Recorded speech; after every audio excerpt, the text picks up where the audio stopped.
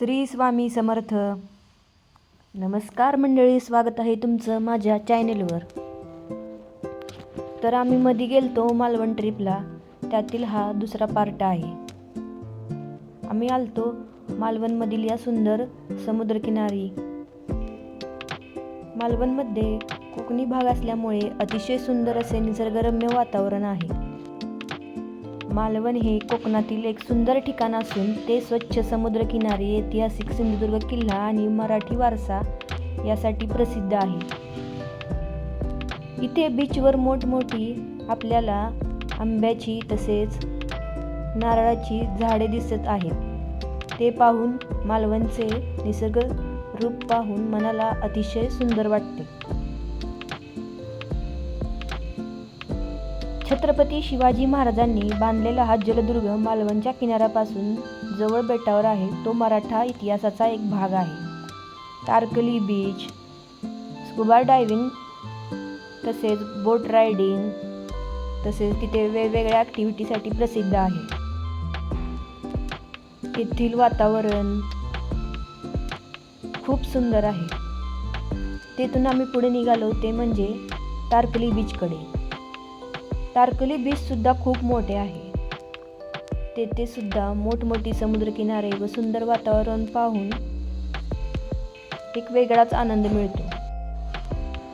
मालवणमधील तारकली beach हे कोकणातील एक सुंदर ठिकाण आहे, जे स्वच्छ निळ्या पाण्यामुळे, पांढऱ्या वाळूमुळे आणि scuba diving, snorkelling, dolphin safari यासारख्या जलक्रीडांसाठी प्रसिद्ध आहे.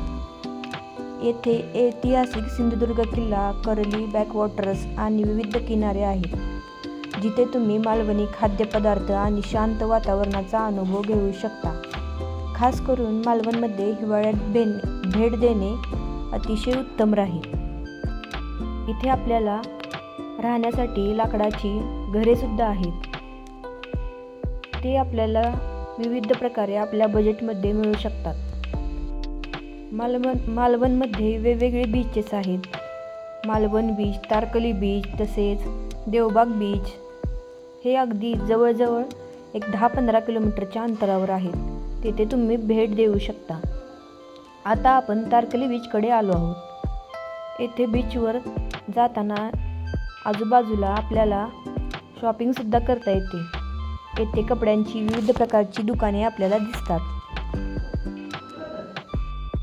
मालवणमध्ये जाण्यासाठी हिवाळा, नोव्हेंबर ते फेब्रुवारी हवामान आल्हाददायक असते. तेथे त्या टाईममध्ये जाणे उत्तम राहील. आता आपण तारकली बीचमध्ये प्रवेश करत आहोत. इथे तुम्ही बघू शकता, तारकली हे एक आदर्श पर्यटन स्थळ आहे, जिथे निसर्ग सौंदर्य, इतिहास आणि साहसी जलक्रीडा यांचा संगम आहे. खास करून मालवण तारकली परिसर कोकण पर्यटनासाठी खूप प्रसिद्ध आहे. येथे कसे पोहोचाल? मालवणपासून सुमारे 7 किलोमीटर अंतरावर मालवण राज्य आणि खासगी बसने जोडलेले आहे. तिथून टॅक्सी किंवा स्थानिक वाहनाने तारकर्लीला जाता येते. इथे बीचवर मोठ्या प्रमाणात गर्दी होती. मोठमोठी अशी झाडे पाहून असे वाटत होते की इथे झाडांचे संवर्धन करण्यात आले आहे. मोठमोठ्या प्रमाणात इथे झाडे लावली गेली आहेत. त्यामुळे निसर्गाचे आपल्याला इथे सुंदर रूप पाहता येते. त्यामुळे झाडांमुळे इथे शुद्ध हवा, शुद्ध वातावरण आपल्याला घेता येते. आता आपण पुढे बीचकडे जात आहोत. जसे जसे मोठमोठा समुद्रकिनारा डोळ्यासमोर येत होता. तारकली बीच महाराष्ट्राच्या सिंधुदुर्ग जिल्ह्यात वसलेला एक अत्यंत सुंदर आणि शांत समुद्रकिनारा आहे. येथील सुंदरता आणि शांत वातावरण पर्यटकांना एक अनोखा अनुभव देतात. तारकली समुद्र किनारा आकर्षक आणि स्वच्छ ठिकाण आहे. हे ठिकाण निसर्गप्रेमी, साहसी, क्रीडाप्रेमी आणि सांस्कृतिक शोधकांसाठी एक आदर्श डेस्टिनेशन बनले आहे. तुम्ही बघू शकता, इकडे समुद्रकिनाऱ्यावर वातावरण किती सुंदर दिसत आहे. मोठमोठी ती लाट पाहून एक मनाला वेगळाच अनुभव मिळतो. तारकर्ली एक अल्पपरिचित आणि अत्यंत प्रसिद्ध पर्यटन स्थळ आहे, जे महाराष्ट्रातील कोकण किनाऱ्यावर वसलेले आहे. मुंबईपासून साधारण 530 किलोमीटर अंतरावर दूर असलेल्या तारकर्ली बीचला समुद्राची सफर आणि पारंपरिक कोकणी जीवनशैलीचा अनुभव घेण्यासाठी खूप पर्यटक येतात. या समुद्रकिनाऱ्याचे खास वैशिष्ट्य म्हणजे स्वच्छ पाणी, मऊ वाळू आणि शांत वातावरण, जे तुम्हाला निसर्गाचा अनोखा अनुभव देतात. तेथून आम्ही पुढे आलो ते म्हणजे तारकर्लीजवळच असलेल्या राजकोट किल्ल्याकडे. हा किल्ला सुद्धा खूप असा सुंदर आहे. येथे सिंधुदुर्ग किल्ल्याच्या जवळ असलेला हा एक महत्त्वाचा किल्ला आहे, जो छत्रपती शिवाजी महाराजांच्या काळातील आहे. येथे महाराजांचा भव्य पुतळा आहे, ज्याचे अनावरण झाले होते आणि अलीकडेच नवीन पुतळा उभारण्यात आला आहे, ज्यामुळे हा किल्ला पर्यटनाचे एक प्रमुख केंद्र बनला आहे. येथे प्रवेश विनामूल्य आहे. पार्किंग उपलब्ध आहे. लहान मुलांसाठी इथे उत्तम सोयी आहेत आणि किल्ल्याच्या पावित्र्यासाठी माहिती फलक लावण्यात आला आहे, जे पर्यटकांना शिष्टाचार पाळण्यास सांगतात. राजकोट किल्ला हा सिंधुदुर्ग किल्ल्याचाच एक भाग आहे किंवा त्याच्याशी संबंधित आहे आणि दोन्ही ठिकाणी महाराजांचा वारसा जपला जातो. किल्ल्यावरील छत्रपती शिवाजी महाराजांचा पुतळा पर्यटकांचे मुख्य आकर्षक आहे. लहान मुलांसाठी उत्तम सोयी आहेत आणि शांतता राखणे अपेक्षित आहे. किल्ल्याच्या पावित्र्यासाठी स्वराज्य शिवप्रेमी संघटनेने माहिती फलक लावले आहेत.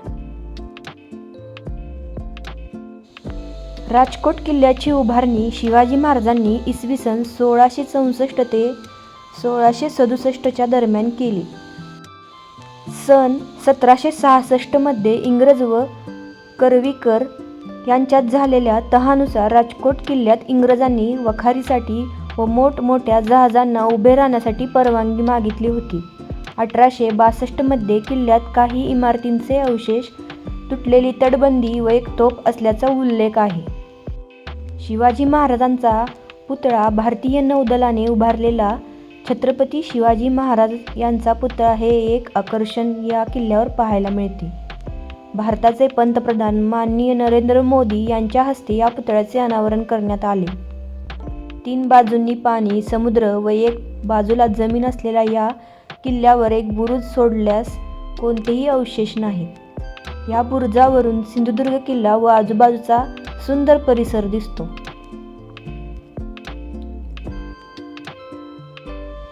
राजकोट किल्ल्यामुळे सिंधुदुर्ग किल्ल्याचे जमिनीवरील हल्ल्यांपासून संरक्षण करणे तसेच नैसर्गिक उंचवट्यांमुळे सिंधुदुर्गच्या उत्तरेकडील समुद्रावर लक्ष ठेवणे सहज शक्य झाले.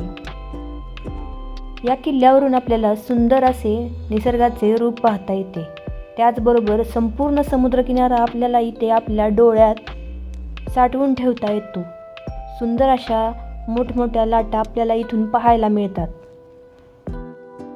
प्रवेशद्वारातून किल्ल्यात प्रवेश केलेला उजव्या हाताला महापुरुषाचे मंदिर व त्यासमोर बनवलेले तुळशी वृंदावन आहे. पुढे एका उंच चौथऱ्यावर छत्रपती शिवाजी महाराजांचा पुतळा बसवण्यात आला आहे. आता आपण जात आहोत इथे जवळच असलेले राजकोट किल्ल्याजवळील रॉक गार्डन येथे.